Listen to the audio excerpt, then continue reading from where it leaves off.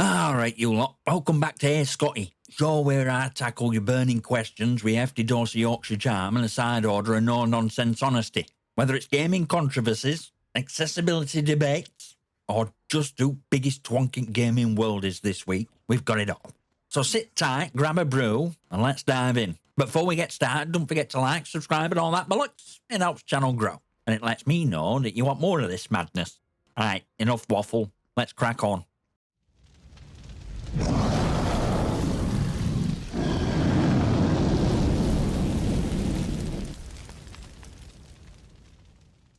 Right then, kicking off with Corker from DroneNet on Twitter, who asks, have you ever been or are you gonna be in any Star Trek films?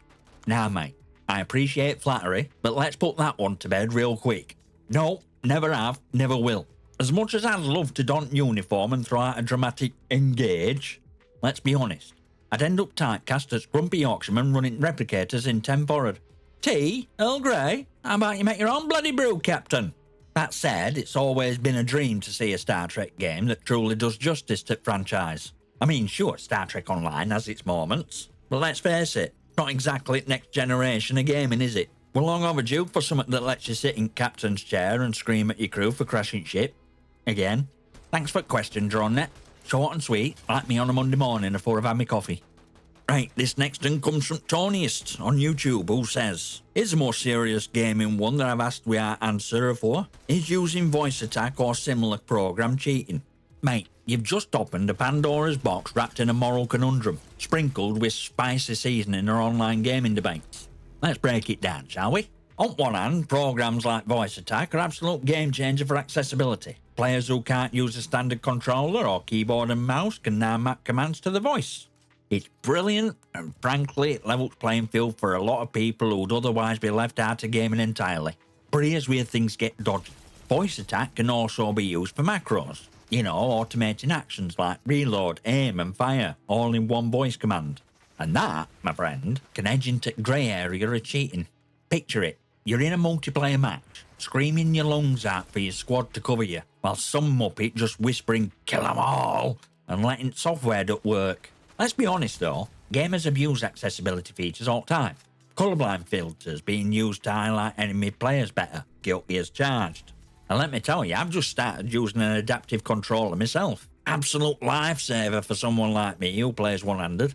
It's pricey, takes getting used to, but it's difference between struggling and having a fighting chance. So is VoiceAttack cheating? I reckon it depends on how you use it. If it helps you play a game rather than playing a game for you, I don't see issue. But let's be real, this is gaming world where screaming at your screen is practically a sport.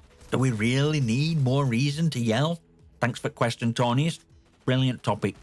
Right, now we got a nostalgic one from Firkinell on YouTube who asks, what's a game that grabbed your attention so much you couldn't put it down? You know, one you played for 8 hours straight, skipped meals for, and then dragged yourself to work on 4 hours of sleep. Oh, mate, Lost Planet on PS3. That game had me up worse than a fish at a bake convention. I wasn't just playing it, I was living it. I joined a clan, and we'd plan matches around international time zones. I'm talking 4 AM battles against Japanese and Aussie players. Let me tell you, Japanese players, absolute machines. Their teamwork made restaurants look like toddlers chasing butterflies. I still remember late night voice chats, making friends with people halfway around the world. What kind of community that made sleepless nights worth it? And those snow pirates? Forget story, we're all about outsmarting other players, grappling around like Spider-Man on Ice Planet. Brilliant stuff. But if we're going old school, Planet Side deserves a shout out too. Not reboot nonsense, I'm talking OG. Massive battles, hour-long sieges, and feeling that you were a tiny cog in a giant chaotic war machine. You'd log in for a quick match and suddenly realise you'd missed dinner, bedtime and half your life. Games like that, they're rare these days. Developers are too busy chasing battle passes and microtransactions to make something truly immersive.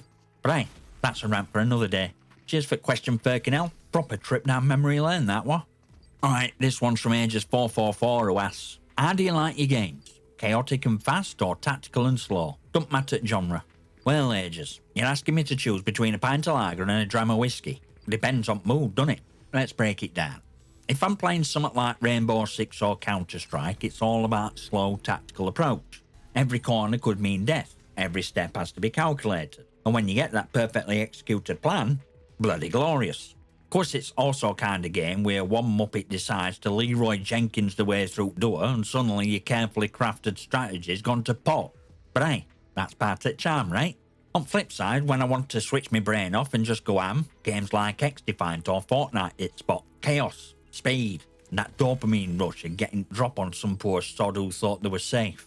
And yeah, I play Fortnite, laugh all you want, but sometimes I just want to run around like headless chicken and build something daft.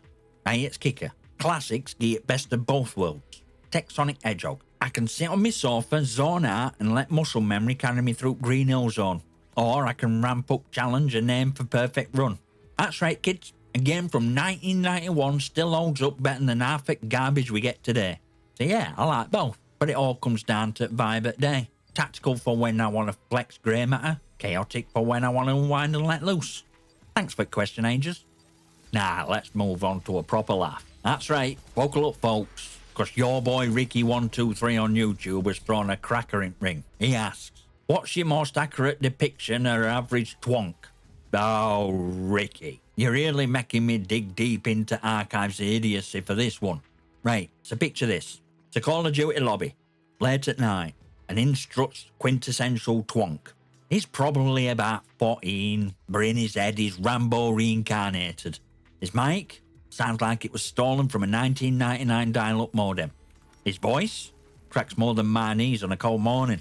And first words out to his gob is something about your mum. Classic. But it doesn't stop there. Nah.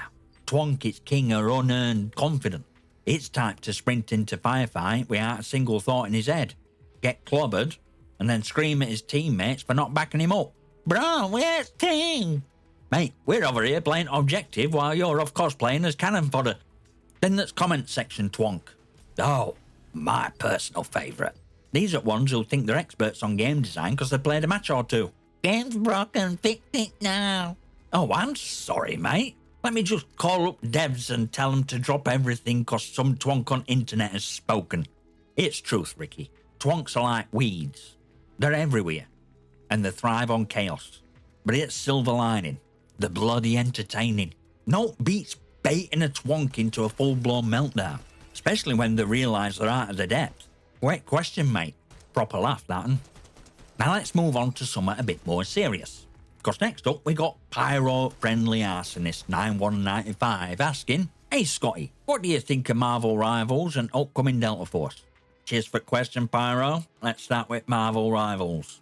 I gave it a shot, and I'll be honest, not for me. Hero shooters have this uncanny ability to bore me senseless. You got flashy powers, quirky dialogue, and everyone running around pretending they're Iron Man or some knockoff Spider-Man. It's all a bit much.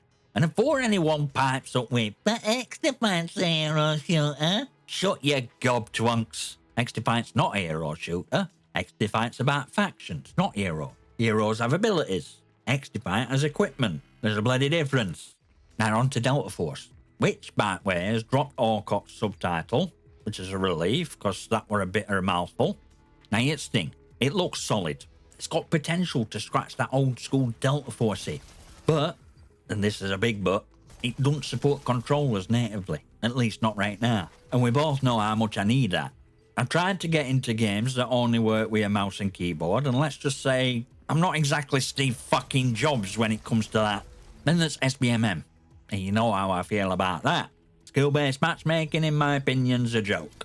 Like putting a bloody fishing net in sea and calling it fishing. Do you want me to get stuck in a loop of playing against same-level sweaty triads every single match? Count me out. Honestly, it's a damn shame, because I used to love Delta Force. But with SBMM, no control support, and all that nonsense, can't see myself sticking around for too long. It's got potential to be fun, but I think it'll burn out quicker than a twonk's attention span. Cheers for the question, mate. It's always good to have a proper chinwag about these things. For the final question, we got Johan Hammerland 1217 on YouTube, who says, You have unlimited money to spend on a trip for 4 weeks. Out goes, except staying home. Where will you travel? Well, Johan, I'll tell you what, I'd book a one-way ticket somewhere far, far away. Moon. Yeah, you heard me right. Forget your all-inclusive resorts or round-world cruises. Give me quieter space, low gravity, and a view that makes every postcard look like absolute trash. Imagine it. No queues, no screaming kids, and best of all, No bloody twonks. Just peace and quiet. Floating about. Staring at Earth like a smug git cause you're not stuck in traffic or dealing with life's nonsense. I'd spent first week just bouncing around, trying not to fall over, which is harder than it sounds when you got coordination and a drunken giraffe. Then I'd get to fun stuff, exploring the lunar surface, setting up camp, and pretending I'm in a sci-fi epic. And if anyone says, "But Scotty, you get bored up there," nah mate, I've got years of backlog games to crack on with.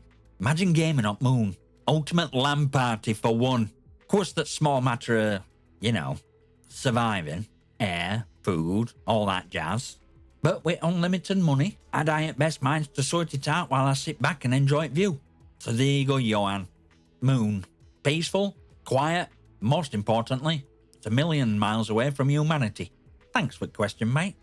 Well, that's another cracking episode of Hey Scotty done and dusted. Big thanks to everyone who sent in the questions, and if yours didn't make it in this week, don't worry, there's always next time. Now, before you bugger off, here's your mission. Smash that like button like it owes you money. Hit subscribe and join madness, and drop your comments and questions below. Who knows? Yours might make it into the next episode. And on that note, I'll see you next time, you magnificent.